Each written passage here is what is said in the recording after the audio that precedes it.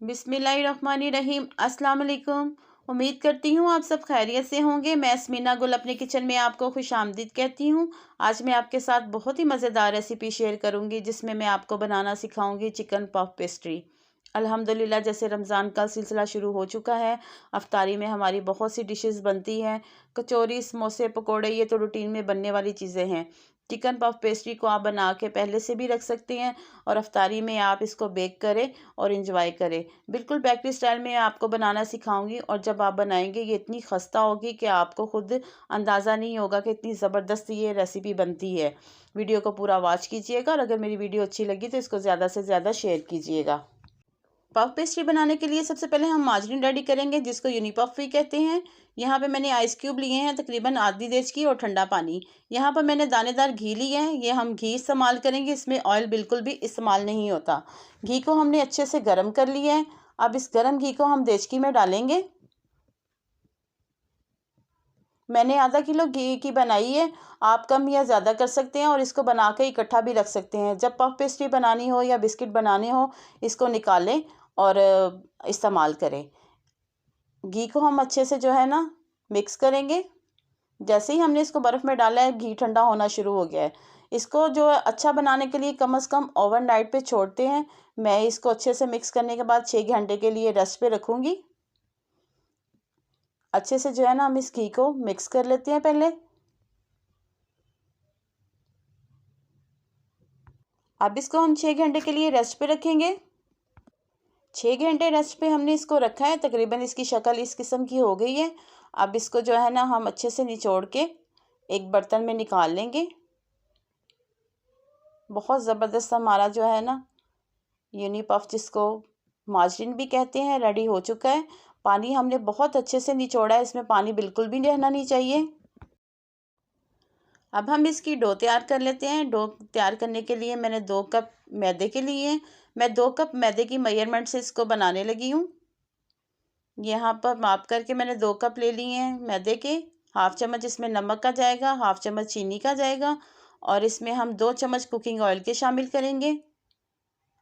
अब इन सब चीज़ों को अच्छे से हम मिक्स करेंगे।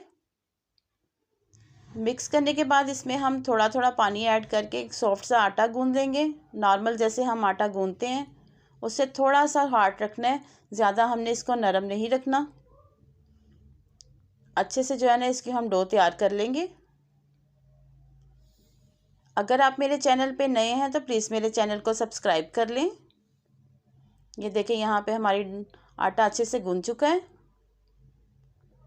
अब इसको इकट्ठा करके रख के थोड़ा सा इसके ऊपर कुकिंग ऑयल लगाएंगे ताकि ये जो है ना ऊपर से ड्राई नहीं हो। अच्छे से ऑयल लगा देंगे और इसको तकरीबन 15 मिनट के लिए हम रेस्ट पे रखते हैं। अब हम पैटीज़ की स्टफिंग को रेडी कर लेते हैं, जिसके लिए मैंने 3 चम्मच कुकिंग ऑयल के लिए हैं। ऑयल को अच्छे से गर्म किया है। अब इसमें शामिल करेंगे 3 अदद प्याज जो बारीक मैंने चॉप कर लिए थे, वो शामिल कर देंगे। प्याज शामिल करने के बाद 4 से 5 मिनट हम इसको हल्की आंच पे फ्राई करेंगे ताकि प्याज की कच्चेपन की खुशबू होती है वो ख़त्म हो जाए और प्याज हमारा बहुत अच्छे से सॉफ्ट हो जाए। ये स्टफिंग बहुत ही मज़े वाली लगती है। मैं इसको चिकन में बनाने लगी हूँ, आप इसको चाहें तो बीफ में भी बना सकते हैं। 3 से 4 मिनट हो गए, काफ़ी हद तक हमारा प्याज सॉफ्ट हो चुका है। अब इसमें हम शामिल करेंगे चिकन का कीमा, जो 250 ग्राम मैंने लिया था वो शामिल कर देंगे। अब इसको भी हम प्याज के साथ अच्छे से फ्राई कर लेंगे। चिकन का कीमा बहुत ही जल्दी जो है ना गल जाता है। 5 से 7 मिनट हम इसको फ्राई करेंगे। बहुत ही मज़ेदार ये स्टफिंग रेडी होती है, आप इसको ट्राई ज़रूर कीजिएगा। देखिए 7 मिनट हो गए हैं, तकरीबन कीमा हमारा गल चुका है। अब इसमें हम शामिल करेंगे 2 चम्मच हरी मिर्च का पेस्ट। इससे बहुत ही ज़बरदस्त टेस्ट आता है। इसको अच्छे से हम मिक्स करेंगे। अब इसमें शामिल करेंगे हाफ़ चम्मच नमक का, हाफ़ चम्मच ही लाल मिर्च और हाफ़ चम्मच ही हम इसमें ज़ीरा शामिल करेंगे और इसको अच्छे से जो है ना मिक्स करेंगे हम।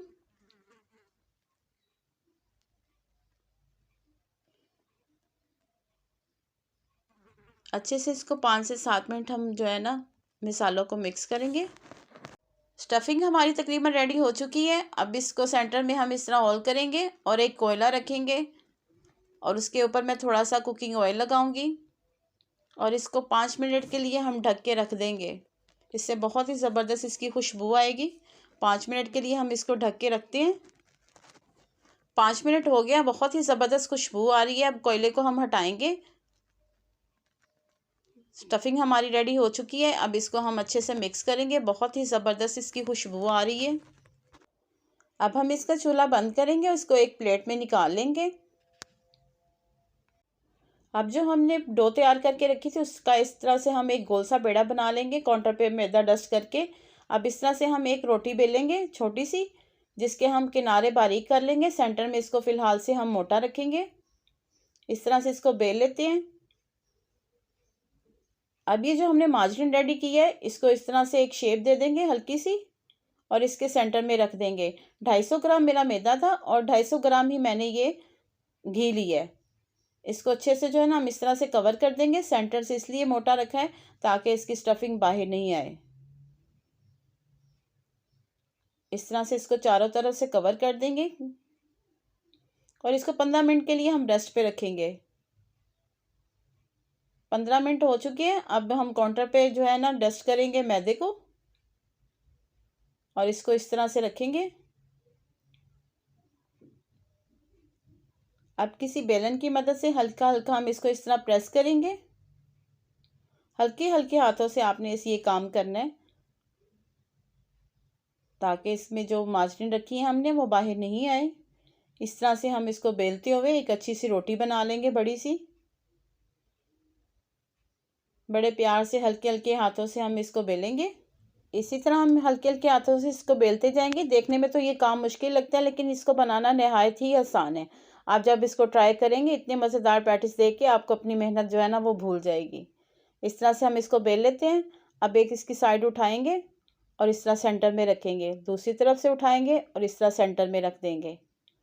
अब इस तरह एक साइड से उठा के इसको सेंटर में रखेंगे और इस तरह से इसको हम कवर कर देंगे। अब इसको हम कवर करने के बाद जो है 15 मिनट रेस्ट पे रखेंगे। रेस्ट रख के इसको फिर हम बेलेंगे। 15 मिनट हो चुके हैं। अब दोबारा से हम इसको बेलेंगे। अब दोबारा से हम इसको बिल्कुल वैसे ही हल्के हल्के हाथों से प्रेस करेंगे। साइडों से अच्छी तरह इसको कवर करते जाएं साथ साथ। इस तरह हल्के हल्के हाथों से हम इसको बेलेंगे। अब बिल्कुल उसी तरह हम दोबारा इसको रिपीट करेंगे। एक दफ़ा हम इसको दोबारा बेलेंगे। तकरीबन ये हमने जो है काम 2 दफ़ा करना है। इस तरह से अच्छे से हमने हल्के हल्के हाथों से इसको बेलेंगे। रेस्ट पे रखने का इसका मकसद ये होता है कि थोड़ा रेस्ट पे होकर नरम हो जाता है और बाद में इसका घी जो है वो बाहर नहीं निकलता। इस तरह से फिर हम उठाएंगे एक साइड से, इसको सेंटर में रखेंगे। अब दूसरी तरफ से उठा के फिर सेंटर में रख देंगे और इस तरह से इसको सेंटर में ले आएंगे और दूसरी साइड से इसको हम ऐसे कवर कर देंगे। बहुत अच्छे से जो है ना इस तरह कवर करेंगे और तकरीबन दोबारा इसको हम 15 मिनट की रेस्ट पे रखेंगे। 15 मिनट के लिए हम इसको थोड़ी देर फ्रिज में रख के ठंडा कर लेंगे। अब दोबारा काउंटर पे हम मैदा डस्ट करेंगे। 15 मिनट हो गए डो को रखे हुए रेस्ट पे। अब इसको इस तरह उठाएंगे और बिल्कुल पहले जैसे तरीके के साथ इसको हल्के हल्के हाथ से प्रेस करेंगे और हल्के हाथों के साथ ही हम इसको बेलते हुए इसी शेप में एक बड़ी सी रोटी बेलेंगे। बहुत नरम हाथों से हमने ये काम करना है। साथ साथ हम मैदा डस्ट करते रहेंगे और दोबारा हम इसको फिर बेल लेते हैं। इसी शेप में एक बड़ी सी हम रोटी बना लेंगे।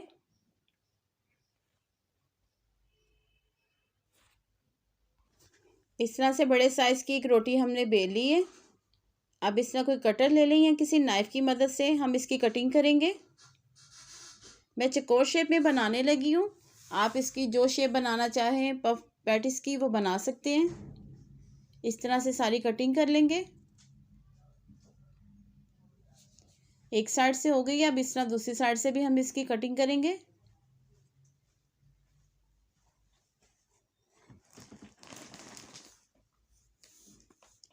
अब इस तरह से 2 पीस लेंगे। एक पीस पे हम जो स्टफिंग हमने चिकन की बनाई है वो फिल कर देंगे।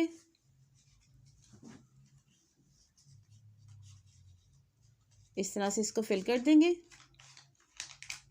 और दूसरे पीस पे ब्रश की मदद से हम पानी लगाएंगे ताकि ये खुले नहीं।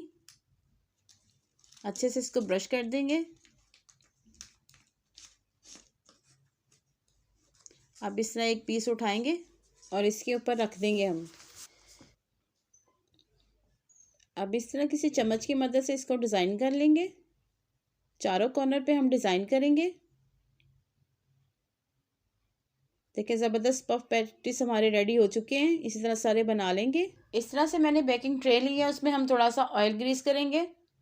मैं इसको ओवन में बेक करने लगी हूँ। अगर आप पतीले में करना चाहें तो इसको 30 से 35 मिनट बेक कीजिएगा और ओवन में इसको 200 पे रख के 20 से 25 मिनट इसको हम बेक करेंगे। और अब इस पे हम अच्छे से जो अंडे की जर्दी अप्लाई कर देंगे।